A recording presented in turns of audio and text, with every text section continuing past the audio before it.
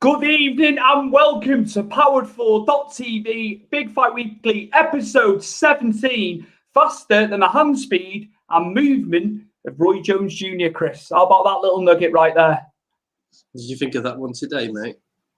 And thank you, mate, because you've had a positive test for COVID and you're still here. Yeah. You're still in here, mate, today. Incredible. No, thank you for doing this, mate. I know you're not feeling 100%.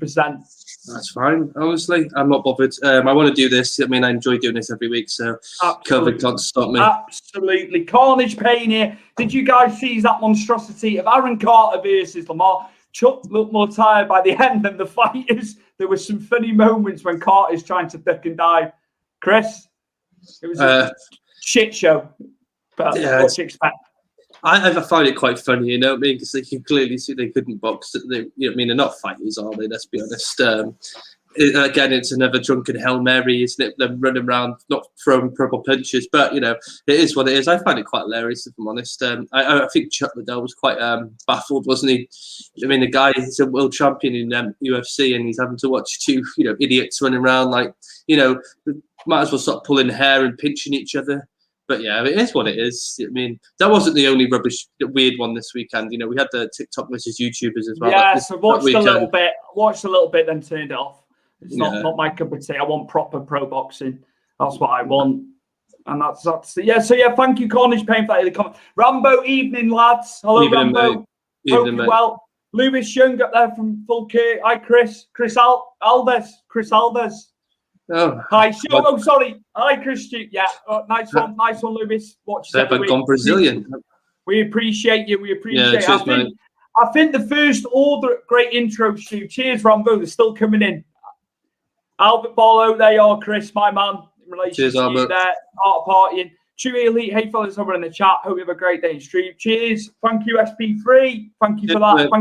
Thank you for your early comments, and we'll get some more of them later. I think the first order of business is to cover the UFC 263 main event. Adesanya, comfortable, as the headline says there, in the middleweight title debates, taking on Vettori for the second time. Chris, what did you think? I've read a lot of stuff, a bit of criticism coming Adesanya's way, which I think is unjust. But what did you think? What were your thoughts? You know what? I wouldn't say it was a great fight.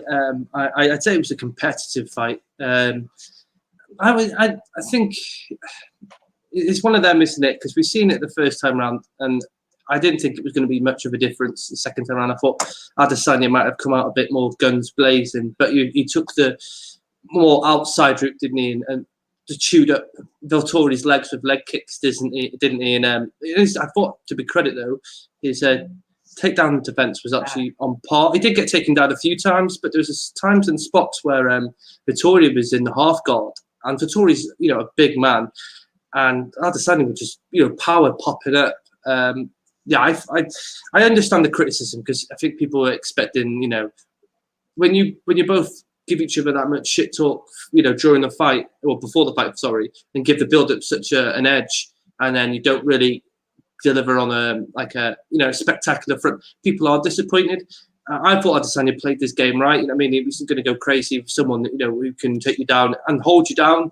But, you know, Adesanya, like I said, he used his range really well, didn't he?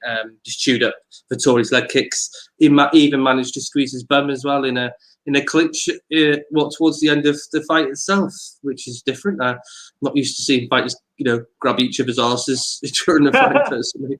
But, you know, I thought he did what he had to do. Vettori just looked very lackluster. He'd pull him in, didn't he, in the clinch. He'd go and lock his arms around his waist to pull him down, but he just sort of stayed where he was without actually, you know, trying to drag him down. And I thought he was quite, I can't think of the word.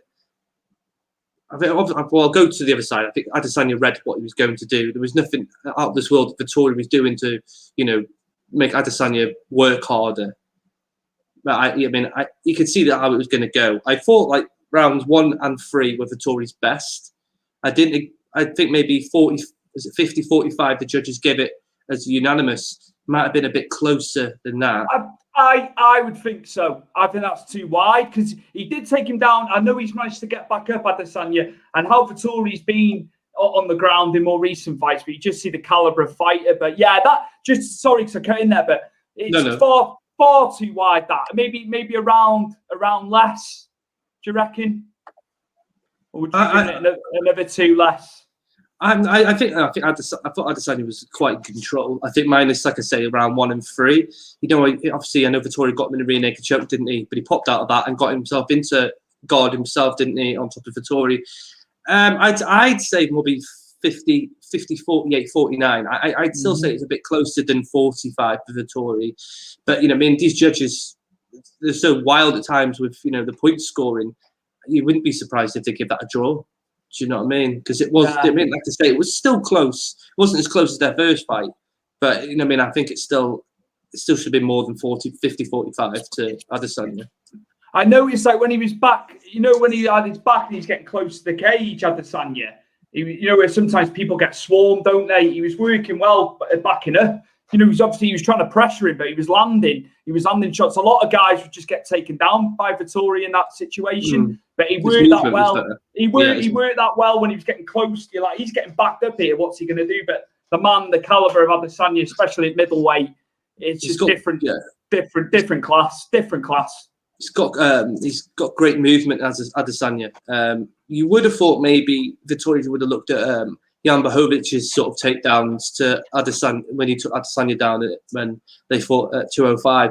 Because, you know, when Blachowicz took him down, he stayed in the guard. He didn't, you know, go in the half guard where Adesanya could sort of, you know, explode up. He was sat in his half guard, in his full guard. So, you know what I mean? It did look like Adesanya struggled in that. But then, you know, it's two different weight classes. But, you know, hats off to Adesanya. He moves on here. And now hopefully we can get him and Robert Whittaker, you know, on a card now. Let's get it signed. Let's get it, you know, that's got to be the next one. Absolutely. Brett Thomas, hi, Logan Paul, made them look like schoolboys. Also, big shout out to Sonny and Steve, who really made me feel better about getting my vaccine. I was really nervous about getting it, but I had it done. No, good news, Brett. Good news. And we've had the super Cheers sticker there. Yeah, the super chat. That'll be really, you know, everyone be made up with that. Powerful TV. Hope you get better soon, Chris. There you go. Man. There you go. Yeah. No. Yeah, you love your Pauls, mate. Rachel Cornell, hi, Evan. Well done, Brett. Yeah, vaccinated. You know, people are scared by it. Thank you, Rachel. Thank you for the donation. Thank you, Rachel, for the super chat. Yeah. Superb. Thank you very much. Hey, Frankie. All right, Frankie, what's going on, guys? US in the house. Hope you're well, mate. Hope you're well. Thank you, Rachel Cornell. Thank you. Thank you, Rachel. Appreciate it. I think we should move on. No, we're not moving on to the co-mate. Rachel Cornell, looking forward to Powerful S3 tomorrow too. Got so much to say about In Your House. Yeah, I've not seen NXT In Your House yet. I need to grab a moment to get that. But here we go into the co-main at flyweight. And it was another rematch, Chris, after a draw last December. Brandon Moreno becomes the first Mexican-born UFC champion with an absolutely fantastic performance, Chris. I thought he was absolutely brilliant. All facets of the cage there. Standing on the ground, superb, absolutely brilliant. What a performance! He's only 27. He's only 27, which is crazy, isn't it? Coming into his prime at the right time, maybe. I'd say so in this division. To be honest with you, though, I thought Figueiredo looked like he wasn't interested. Didn't look like he was on it straight away. I thought Moreno was on it absolutely straight away. But Figueiredo was just wild swinging, and it got caught with, I'd say, a soft jab. You know what I mean? It wasn't that. I didn't see it. As a bad jab, but it was quite a soft touch. You know, and Figueiredo went down, and Moreno just took over from the fight. Then I thought, you know, obviously Figueiredo got his back a few times. But he just didn't look interested. He looked like he didn't want to be there. He didn't, you know what I mean? He just wanted sort of to get in, get out. Where, you know, Moreno just looked like, you know what I mean? He wanted it. You could tell he was hungry. You know what I mean? The speed and the pace of him trying, you know, from the striking to the grappling. And if you watch in the last fight, Moreno tried all that with Figueiredo. Figueiredo fought it all off. But in this fight, like I said, it didn't seem to me that Figueiredo really wanted to be there. I mean, he was celebrating on the cage after he tapped out to Moreno, and it baffled me a bit there. Like, but you know, good sportsman and all that. Very humble, very humble and respectful. You know, to Moreno, wasn't it? You know, passing the belt to him. Also, Chris, what I took away was the control time. 4 minutes 49 for Moreno, 1 minute and 30 for Figueiredo. Then on significant landed strikes, obviously it was into 3 rounds, it didn't get the full 5 after the submission. It was 47 to 24 landed 6 strikes. So just everywhere he took it, you know, the stats back it up, don't they?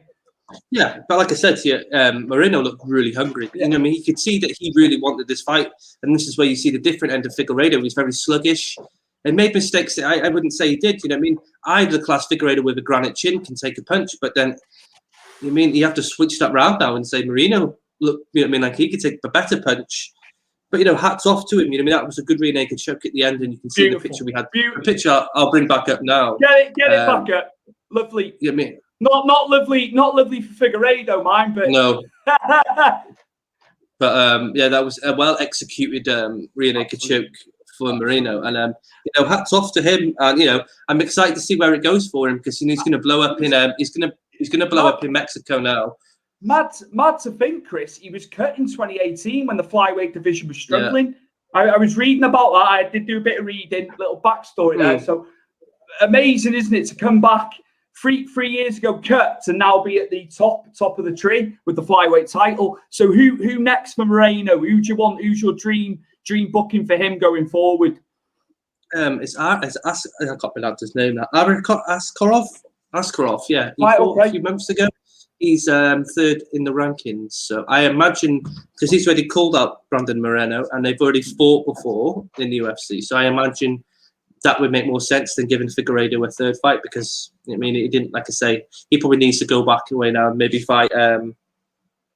Maybe if Kobe Garbrandt drops weight, because that's been hinted at, he might come down to flyweight, or come down to flyweight. Or there's Kai France, who looked really good. The Australian, he fought a few months ago as well, looked really good, knocked out his opponent. So this fight's a Figueiredo, so he needs to obviously get back on the horse, doesn't he? But yeah, future bright at flyweight. Absolutely fantastic, a fantastic performance of the night. I've got to say, Ramel. Hello, Ramel from the Philippines. How you doing, mate? Me and Chris appreciate you every week, man. Honest beyond reasonable, another regular. Stu, what would it take to have you watch Jake Paul in August? I think it'd be funny to see your reactions. Great show.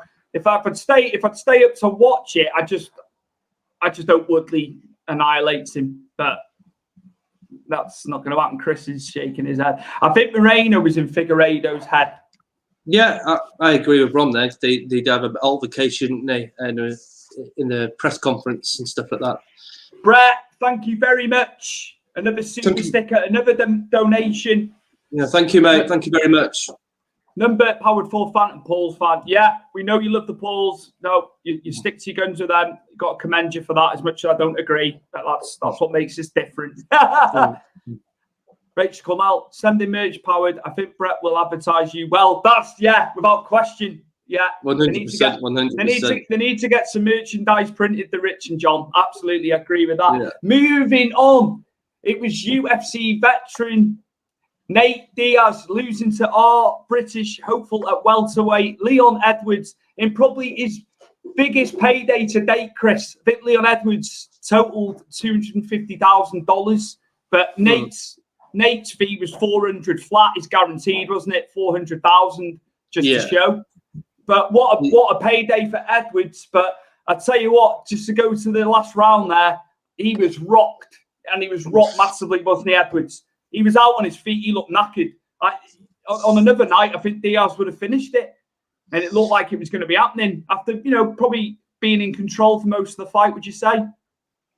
Well, if I'm honest with you, Leon Edwards dismantled Nate Diaz throughout the 4 rounds. The only issue I had with that, I thought Edwards played it very safe. It was very safe. I think the exchanges between him and Nate Diaz in the first 2 rounds was really, really good. But it was more of a case of, I'll hit you on back. I mean, I don't think he did take charge per se, but I didn't see the killer instinct, which I think would have helped his case against Usman in the future. But like I say, I thought he used his wrestling earlier than I expected. I thought, he took Nate Diaz down multiple times and, effectively hit him with elbows, didn't he? Controlled him on the floor every time Nate Diaz pushed him up against the clinch. Leon Edwards would pop around the side, wouldn't he, and bring him down from his back. He tried, multiple times to get his back as well, didn't he? I never thought he was ever going to tap out a black belt like Nate Diaz. Nate Diaz is... Tried the heel hook as well, Did try and get him there. So yeah, just and it's scar tissue in Nate. That's why he gets bloodied, because he's been in so many wars. So if you land, but he still keeps coming, doesn't he, Chris? Testament to him. And the Glendale crowd were very much behind the USA fighter. He's got that appeal, win, lose or draw. He's still one of the most beloved fighters in the promotion, isn't he? I think there's that, and everyone loves Nate Diaz. They love Nate Diaz, so it doesn't matter who you put them up against. They're always going to cheer for a Diaz brother. At the end of the day, Leon Edwards was point scoring. I think he could have done a bit more. I think I was a bit disappointed in him in that way. I know you can see he was probably trying to reserve his energy for the 5th round because Nate Diaz is notorious for coming on strong towards the end.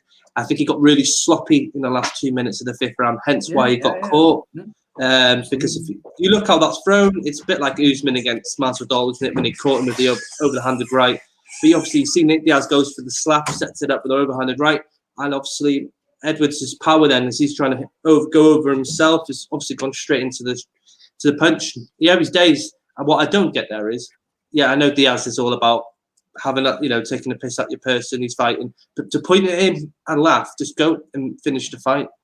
You could have pointed and laughed at him when he's on the ground after you've beaten him. All that sort of wasting the time pointing and laughing at him. Yeah. I didn't close out. And he kept on showing Diaz's arse. He kept on bending round. We had a couple of comments off Albert as well. Ramel's there. Called that Diaz fight. He as I said, Edwards used tech. He can win it. Yeah, you and Chris were on the same page with him, absolutely. El Secano, regular viewer too. Gotta call it, but Diaz looks out, if I'm honest. Is Diaz still a big name nowadays? Yeah. He draws a crowd and he gets paid 400,000 guaranteed. That's without bonuses, all the extra, the venom money. So at the end of the day, he's a draw, regardless of what we think. No wonder they made it 5 rounds. Nick is a machine. Longer the rounds he gets, the better. Do you mean Nate, Ron? I think, yeah. Nick's not fought for a long time.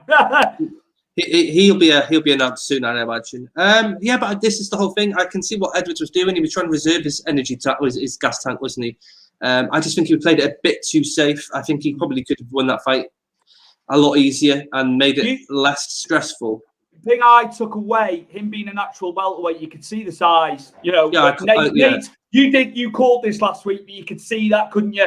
When they were tying up as well, you can see who the natural 170er is, but Nate Diaz ain't going to shirk a fight, regardless if it's at 170, 155. He'd probably go to 185. if they asked him, he'd probably do it. He'd be massively undersized, but that's just the fight game and his head. Made sense. Yeah. The only issue you've got here with the fight now is you can't really give Edwards a title fight after that.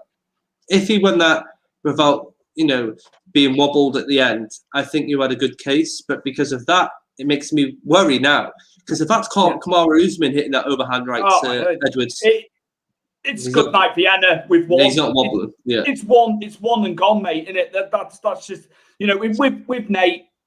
And that's no disrespect to Nate, but like you say, you go up those rankings, and you're coming up against the champ. My days, it's a different beast, absolute different beast. Would you call Nate Diaz the winner in this fight, really, considering the end, how it ended? Well, he was in the press conference after. He said it depends what you like to see, along those lines, wasn't it?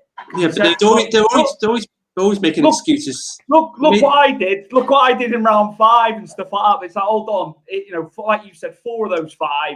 Pretty much controlled, wasn't it? Well, there were 2 minutes into the 5th round. He was in control of Nate Diaz. It was just that loss of concentration at the end.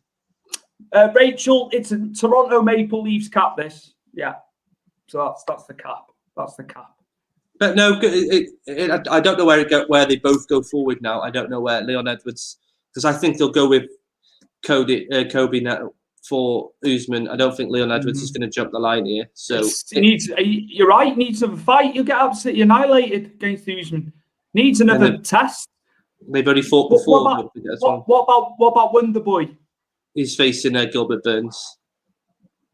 What about the winner of that?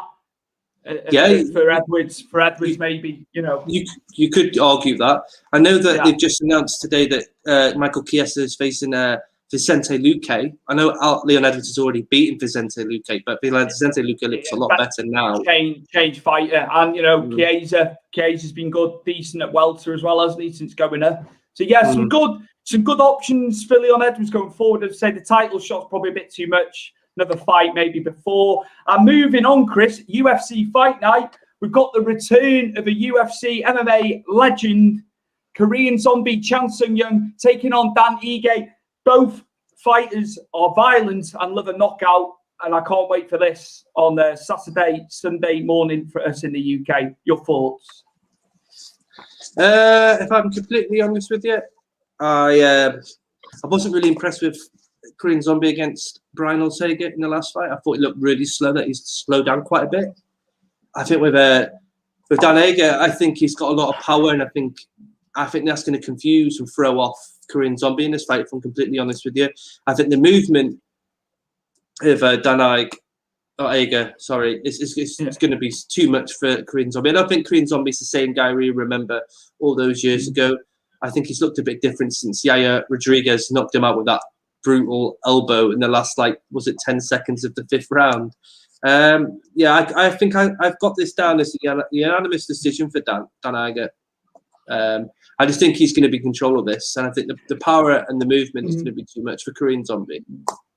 He's won 7 of 8, Dan Ige. 7 of his last 8. And Korean Zombie, before the Ortega fight, had 2 stoppage victories prior. But you said in his last showing against Ortega wasn't the same. Ortega's fantastic, though, isn't he? I just think, it wasn't a great fight as it was anyway, but sometimes you can just see the fighter the decline of a fighter. And Korean Zombie's been a staple in MMA, not just UFC as a whole. Do you know what I mean? I know he's had to go away and do his military stuff as well, hasn't he? And I think catches up with him in the end. I was going to say, it must take a toll not being able to focus on that, and then you've got to go and do your military service. So you've got to think of these variables that they have sometimes. Yes, you've got to be fully fledged, haven't you? 110% on it. As with anything, if you're going to do your best, that's it, man. So that'll be very interesting. We look forward to that main event. And moving on, we've got the returning Davy Grant, who's on a fantastic winning streak, Chris. He's become a bit of a striker, which he wasn't really famed for in his early UFC fights. But he's taken on Marlon Vera, who he beat with a decision win in 2016. So it's the second fight between these two. Both men like to bang. So where are we going with this one? What are your thoughts? I think this is going to be quite a tough fight for Davy Grant. As much as I'd love him to win, I just think Marlon Vera has been in there with the Sean O'Malley's and recently Jose Aldo, and he can take a punch. Marlon Vera. It's going to be a very difficult one because this is a big fight for Grant now. This isn't the lower rankings. This is getting into the higher rank, the higher rankings to the higher oppositions, and it'd be very difficult for him. As much as I want Davey to win and get that knockout, and let's say he might get that knockout because the last 2 are out of nowhere, and he wasn't really exactly winning those 2 fights at that point either, and he got dropped in both of those fights before he ended up with the knockout. I've got it down for maybe a unanimous decision for Marlon Vera, but of course I'd love Grant to just sock him one, and if you get another knockout. Marlon Vera is 10-6, as you say. He's fought, a lot more time. Davy Grant, there was like a 3-year gap, wasn't there, from the Ultimate Fighter finale. So he's only 4-3, but he is, he's had three victories on the spin now, hasn't he? So he's gone from 1-3 to 4-3. But I think you're going with Marlon Vera, more fights, bigger names on his resume. Yeah, I just think he's fought the better fighters, and I think that experience comes into play. Like I say, I'd love Davy Grant to win, and I'd love him to knock another person out. I just don't think you're knocking out Marlon Vera. I think Marlon Vera's just got a solid chin, and he'd be able to sort of take those punches. Well, I assume he would. You just don't know, do you? You could hit him in the right spot and then clear him out. But yeah, I'm going with Vera. But obviously, my heart is for Grant as well, though. You know what I mean? I'd love to still see it, and I will celebrate if he did. Absolutely. Scotsman, one of our own from the UK, Davey Grant. And I think it'd be time now to go to break. When we return, we'll be covering some boxing, the latest on Fury and Wilder. The presser is this evening at 9 p.m. in the UK. So we'll be touching on that when we return with some other boxing news as well. Thank you.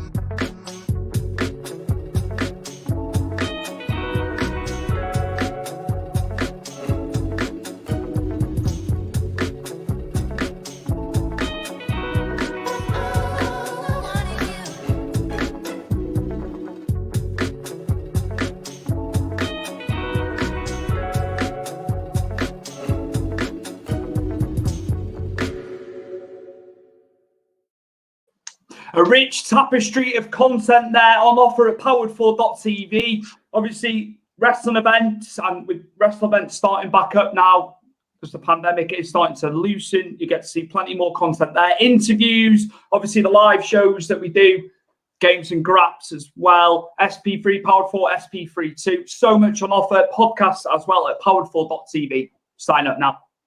Yeah, sign up now. And moving on, this evening we'll see the press conference for Fury versus Wilder 3. As you can see there's your times on screen. 9 p.m. for us here, 1 p.m. Pacific time in the US, and on the East Coast at 4 p.m. live from LA. Chris, we've spoken about this over the last couple of weeks. What is Wilder thinking getting back in there? And do you know what I was reading as well? The referee's been getting it in the neck for the first fight. He should have been quicker with the count when Fury was on the canvas. So we're going back to fight one after he's been beaten unanimously and absolutely blown out in the second fight. But they're going back to the first fight now. This is Wilder's tactics, obviously. Let's put it this way, right? Apart from that, the knockdown and the knockdown towards the end of the first fight, Wilder didn't do anything to Fury. And then in the second fight, Fury completely controlled the fight. I can't see what he's trying to, get at here. I know he accused, was it Fury of having things in his glove, or his glove wasn't on properly for the second fight. Do you mean admit that you've lost the fight? Why do you need to keep going and try and pick holes or something that, it's not really there? You know what I mean? Why doesn't he focus on sharpening his boxing skills and just being, not just being an overhanded right guy? Because that's all he is. And I'm sorry, boxing purists hate what I say, is I don't see him as a talented boxer. He's a power puncher, and he throws that one overhanded right, and that's it. Fury's got more to his arsenal. Absolutely. He was 270 pounds in the second fight last February, right? Wilder, he's not going to put mega amounts of weight on, is he? 230, 231 in the last fight. And he still, Fury still danced around him at 270. I know he's a big frame. I know he's a bit taller. It's incredible to see. They're saying he's got quite a bit of weight to lose before July the 24th, Fury. But he'll be fine. They'll be, intensifying the camps now, won't they? But also Wilder is now being trained by Malik Scott. So it might be interesting to see if they do try and do something different in that fight, although we think the outcome's going to be a Fury win, don't we, Chris? I can't see it being anything else other than, some shock KO, but then he tried that shock KO in the first fight and, it still didn't put Fury away. I think Fury's got this, and Fury's in his head. And I think if you've lost twice, and I still say he's lost twice to him, I think that plays in his head. I think Fury... What can he possibly say to Fury tonight? When they're doing this, it's all been said before, and Fury's too quick-witted anyway. Yeah. To put up with it. How can he after being beaten so resoundingly in the second fight, what can he come with in terms of verbal today? He can't verbally. He's never been able to verbally joust with him. Your head would be down. Your head would be down, surely. Yeah, but he's bloody delusional, isn't he? Wilder. Let's be honest, right? And out of the fighters, Joshua and Fury have fought. Who has he really fought from this part of the world? No one. He's fought older heavyweight boxers from America, yes, and some can punch, but he hasn't fought any technically good fighters. I mean, could he beat a Usyk? Could he have beaten anyone else that's fought over here in the UK against the likes of Fury? Dillian White. I think Dylan White would be a fantastic fight with Wilder. I think. Yeah, but he never fought. He never fought Povetkin, did he? He never fought all these guys that our two guys have. Been amongst that that group. But alluding to Povetkin, he's retired, 41. Yeah. He's retired, just to make note of that. But yeah, it'll be interesting to see later on this evening. We will watch that one later from LA. So yeah, and moving on, we've got a fight at lightweight. It is the WBA Super WO and Ring Magazine lightweight title bout. Teofimo Lopez, who beat long-time pound-for-pound great Vasil Lomachenko, which he wasn't expected to do, takes on Aussie George Kambosos Jr. Both are undefeated. George Kambosos Jr. 19-0, a long amateur career. Actually beat Lee Selby last year on one of the matchroom cards as well. Lee Selby on a split decision, so he comes into it with a victory. But I only see a Teofimo Lopez win, and then hopefully it'll set up the fight with Devin Haney that we've spoken about on previous episodes, Chris. But also, you got Ryan Garcia in the division, Javonta Davis at lightweight. There's still a lot of fights to be made here. Yeah. But I only see it going one way. Lopez is spiteful. He's heavy. George Kambosos Jr. can strike from what I've seen, but I only see it going one way, Chris. I've watched a few bits and pieces of it today, and I thought that Kambosos is quite relentless, isn't he, with his strikes, and his output is relentless. But then I look at Lopez's side, and he's better defensively, isn't he? And he's a counter striker, so it all sets up for Lopez the way that Kambosos fights. That's what I got from it. I know Kambosos, it looked like he had a good chin on him as well, and I know Lopez has got a good chin on him as well. But yeah, I think it'll be an interesting fight. But I'm with you. I think Lopez has got this. He did beat Lomachenko, and Lomachenko, was a beast. Which it came out of left field, that one, but then it's raised his profile. Now, they've got him and Haney, Haney 22, Lopez is only 23. It's crazy. There's a lot of young lads coming in now who've got world title belts. It's definitely young man's game in terms of boxing, especially in the lower, lighter divisions. So yeah, we look forward to that one and what hopefully will get set up in a chock-a-block lightweight division. And then another live bout on Showtime as well, Saturday in the US and Sunday here, early hours. And it is Jamal Charlo taking on Juan Montiel. Jamal Charlo, 31-0, has never been beaten. Montiel with 22-4 and 2 draws on his record. The odds, the American-style betting odds, a minus 1,800 favourite Charlo, and then a plus 1,200 for Montiel. So it's very wide, Chris. That's wider than, significantly wider than what Leon Edwards and Nate Diaz was last week, and that was wide. This just shows you wide. The enormity of what Montiel's got to do to try and beat Charlo, a 2-weight world champion as well. So yeah, and obviously we're looking then. I don't want to look past Montiel, but you've got Golovkin in there. Obviously, we've seen Demetrius Andrade in the last few months defend his title. So it's another one where we're looking to big fights in the division coming up. But yeah, heavy, ridiculously heavy favourite. The odds are crazy for this one, and rightly so, I think. Yeah. So yes, that is what we've got to look forward to this weekend in terms of the boxing. We've got any more comments before we go? We've got loads of comments, I think, matey. You want to fire them in for us, Richie boy?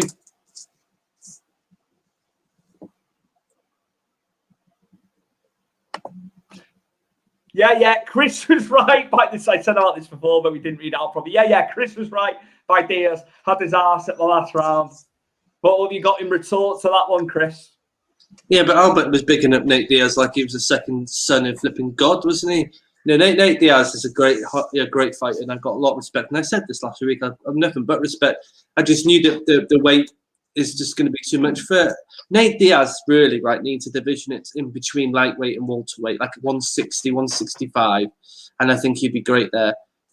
He can't really cut weight to 155, and 170 is just too much for him. But yeah, he got he got that shot at the end, and I was a bit disappointed he didn't go for the kill, because there's all that pointing the finger and wasn't anything else for it. But hey, Leon wins.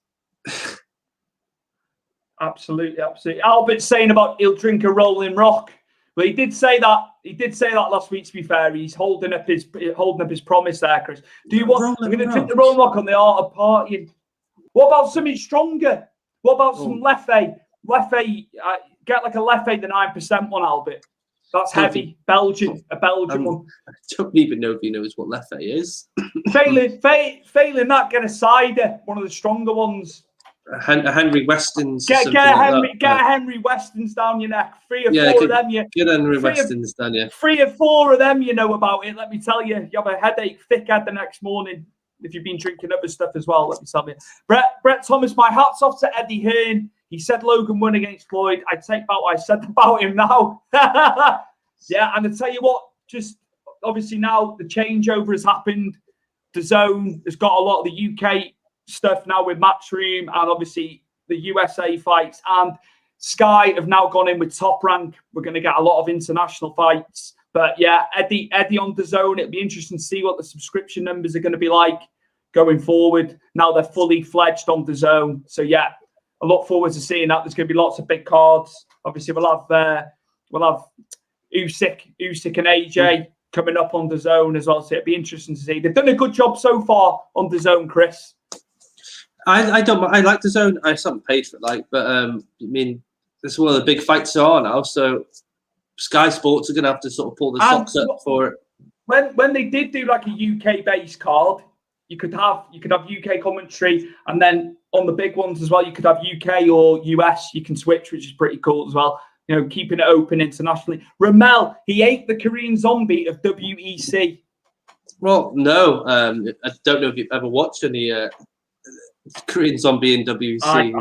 I did at your recommendation all them years ago before it was acquired. He was really, really good. Like I said, that amount of wars catches up with you in the end, and we can't maintain that in a division that's getting better and better. You know, I mean, new fighters are coming through and who are more rounded than I'd say Korean Zombie probably would have fought previously. But I do agree with Ramel. Yeah, he was great in WEC. Absolutely brilliant. And I think... Is that this on the comments, is it? Unless anyone else has got anything they want to write to us on YouTube or on Facebook or on Twitch, we can answer some questions if anyone's got anything they want to throw at us. Thank you for your super chats tonight. We all appreciate everyone at Powered 4 TV. It's appreciated. I know across all the live show super chats are coming in. So yeah, no, thank you, and we appreciate it. Our Powered4.tv ultras every week without fail. You're here with us, and we love your comments. Me and Chris have said this for a long time now. It's it's fuel for the show. Absolutely. Well, definitely, yeah. It's great that you're giving us donations. I mean, we don't expect it, so we really appreciate it. Absolutely. Yeah. Chris, you've done well tonight, mate, considering the positive COVID test. Yeah. So no, you've done brilliant, mate. Thank you. No, I know you're not feeling 110%, mate. But where can the viewers find you? They can find me on Twitter at Van Hume. They can find me on Instagram at VanHume86, and they can find me on Facebook at Powered 4 Big Fight Weekly page. That's where you'll find me. You can find me across all podcast apps as well. Type in Stu's Wrestling Podcast to find me. YouTube, the same. Do that across social media. There's a Stu's Wrestling Podcast page on Facebook. We dropped the episode with Kiwi, Alan Funk. He was in WCW, TNA, WWE. He went to All Japan. He wrestled the Great Muta, Kaz Hayashi. Great career, Alan. He told quite a deep and meaningful story about a trip to Finland. He nearly passed away. He was in a hospital for 3 weeks there, and it was touch and go that he was going to make it. And for him to share that story, that really that really tugged on my heartstrings. But yeah, the one with Kiwi is out now. Alan Funk, who's also got his show Get Funked every Thursday at 7 p.m. Eastern, 12 o'clock in the AM here on Friday. So yeah, we have been Powered4.tv, Big Fight Weekly, episode 17, and we'll see you next week for 18. Yes, most definitely. I'll see you then.